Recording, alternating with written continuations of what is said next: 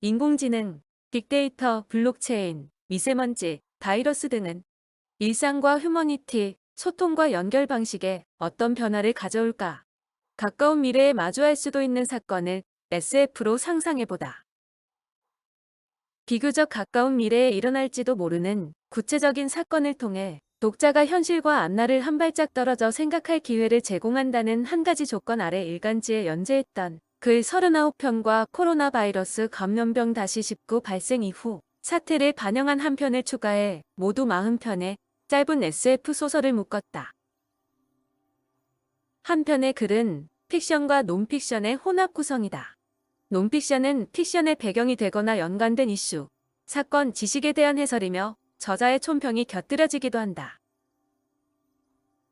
연재물이 기획되었던 시기는 2016년 4차 산업혁명이라는 구호가 등장하고 그해 3월 이세돌 기사와 바둑두는 인공지능 알파고의 대국으로 인해 우리 사회의 일대 충격파가 요동친 후였다.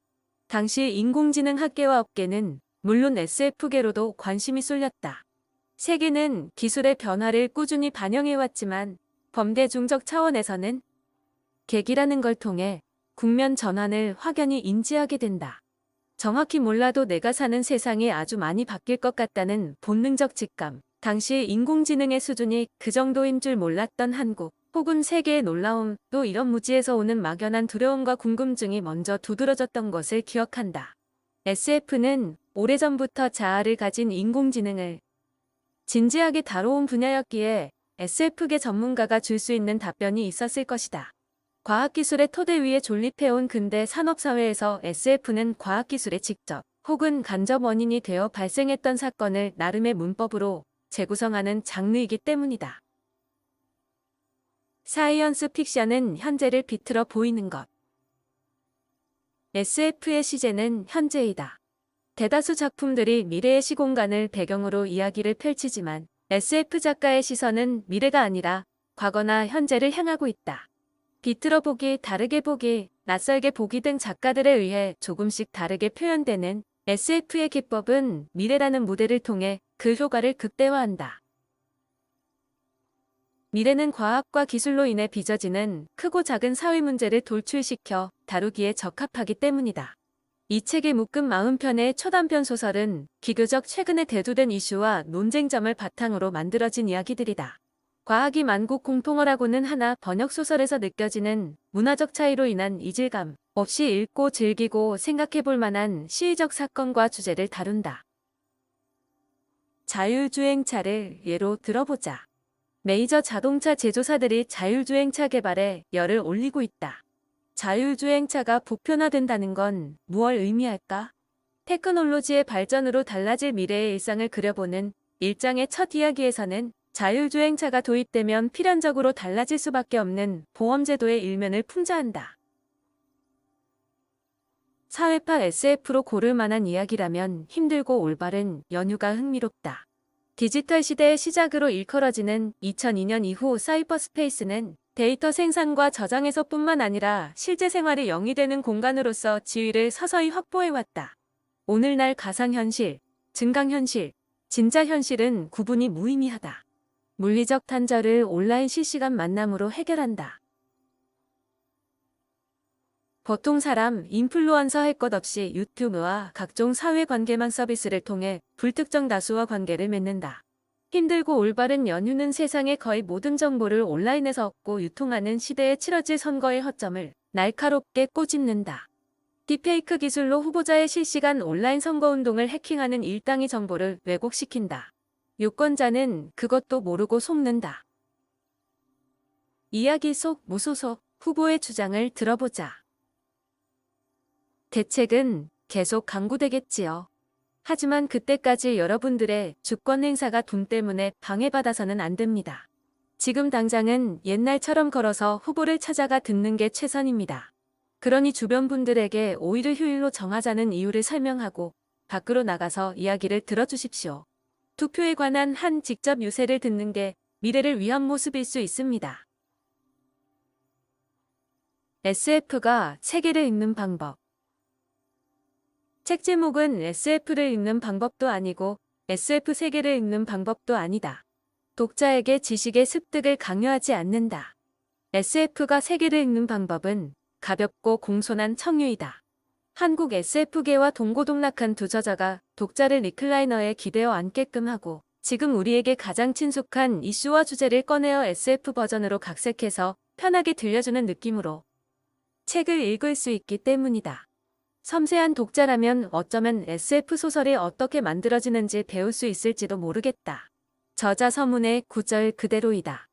보편적인 독자가 연령에 크게 구애받지 않고 SF의 재미와 무게감을 부담 없이 접하기에 좋은 글무리가 되었다. 음악을 스트리밍하듯 즐기는 이야기.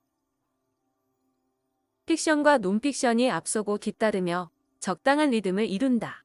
그렇대 한 곡을 연주하고 다음 곡으로 바통을 넘긴다. 분량과 구성이 귀가 아닌 눈으로 활자들을 스트리밍하는 듯한 기분을 준다. 1장에서는 인공지능, 빅데이터, 사물 인터넷, 우리 일상의 변화를 전망하는 이야기들을 테크노컬처라는 이름 아래 묶었다. 2장에서는 어느 순간부터 골치 아픈 결정을 인공지능에 맡겨버린 인간의 의존성에 대한 우려 등을 다룬다. 인공지능은 인간의 태도에 따라 유익한 동반자가 될 수도 있고 그저 뜨겁기만 한 감자가 될 수도 있다. 3장에서는 기계 몸체, 반인공지공 결합 시술, 유전자 편집 가위 등 여러 소재로 트랜스 휴먼이라는 주제를 풀어본다. 자신을 스스로 보완하고 강화하려는 인간의 욕망과 마주한다. 4장에서는 우리의 활동 공간과 생각의 영역이 기술이라는 이름의 지렛대 덕분에 사방으로 확장되는 시대를 만난다. 그 확장의 이면에는 어떤 희생과 슬픔이 있을지 양면을 미리 살펴본다. 5장에서는 낯설고도 익숙한 현재적 미래를 본다. 21세기의 우주개발은 산업의 가능성을 추구하는 뉴스페이스의 단계에 있다. 우주개발은 물론 산업계 전반의 다양한 변화 가능성과 방향을 짚어본다. 각 장의 끝에는 저자들이 선별해 고른 추천작을 소개하는 지면을 두어 독자가 SF 세계 안에서 길을 찾아 더 앞으로 나아갈 수 있는 이정표가 되도록 했다. 책 속을 잠시 들여다볼까?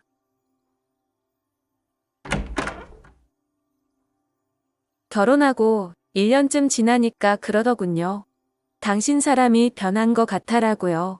그러고는 점점 가치 있는 시간이 줄면서 방 안에 틀어박혀 가상현실에만 접속했습니다. 처음에는 무슨 연애 시뮬레이션 게임에 빠진 줄 알았는데 얼마 전 그 캐릭터의 모습을 보고는 기가 막혔습니다. 그건 바로 나였어요. 정확히 말하자면 결혼 전에 내 모습이요. 입은 옷이며 머리 스타일이며 말하고 행동하는 게 다 결혼 전에 나를 그대로 재현해 놓은 거였습니다. 들킨 다음에 그러더군요. 내가 좋아했고 지금도 좋아하는 건 그때의 당신이야. 지금의 당신은 사람이 변했어. 이 이혼은 성립할까? 중에서 모두의 예상대로 불편부당한 인공지능의 판단에 격렬한 저항이 일기 시작했다. 동일범죄 동일처벌이라는 원칙이 인공지능에 의해 철저히 관철되기 시작하자 그동안 사회적 비난을 무릅쓰고 온갖 영향력을 동원해서 가벼운 처벌만 받곤 했던 기득권층이 거세게 반발하기 시작한 것이다. 이들과 밀착관계에 있거나 그 자신 기득권층에 속하는 숱한학자며 언론인 등의 인공지능 판사가 오히려 사회 갈등을 조장한다며 목소리를 쏟아냈다. 기득권층은 인공지능 판사를 반대할까 중에서 강한 인공지능이 롤모델로 삼고 벤치마킹할 대상은 결국 인간의 역사라는 거대한 문화의 빅데이터이다. 그 안에는 인간의 모순과 부조리도 많다. 인간과는 달리 깔끔한 수학적 아름다움을 추구하는 인공지능이 과연 그 모순과 부조리를 어떻게 해석할까? 인간이라는 변수를 제거하지 않고는 명쾌한 해법이 나오지 않는 문제들을 인공지능에게 어떻게 해결하라고 해야 할까? 결국 인류의 과제는 인공지능에게 어떤 납득할 만한 윤리 체계를 가르치는가 하는 것이다. 그리고 그에 앞서 우리가 먼저 21세기 과학기술 문명에 맞는 새로운 윤리적 상상력을 펼쳐야 한다. 인공지능, 롤모델을 선택하다 중에서 당신 평소에 SF를 즐겨보는 건 아는데 현실하고 좀 혼동하는 거 아뇨? SF의 핵심은 미래 전망이 아니라 기존의 패러다임을 깨는 상상력입니다. 하물며 인공지능이 인간 사회에 개입할 수도 있다는 발상은 새삼스러운 것도 아니지요. 그럼 인공지능이 왜 여론 조작을 한단 말이오? 인간의 두뇌에 전자칩을 심는 편이 자기한테 더 유리하다고 판단했겠죠. 사실 인공지능은 유리하다라고 생각하는 게 아닐 겁니다. 그냥 작업 환경의 최적화를 추구할 뿐인 거지요. 인공지능 댓글 부대 중에서 유전자 가위라는 용어로 더 잘 알려진 크리스퍼 기술은 유전자 편집을 현실 영역으로 한층 더 끌어당겼다. 크리스퍼 시스템을 임의로 편집하면 사람의 선천적인 특성을 유전자단에서 바꿀 수 있다. 또한 신생아의 배아 속 유전자를 직접 편집해 이른바 맞춤형하기를 낳을 수도 있다.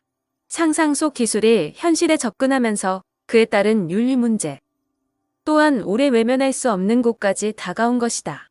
날카로운 새 가위를 손에 쥐고서 중에서 이상 책 속에 마칩니다.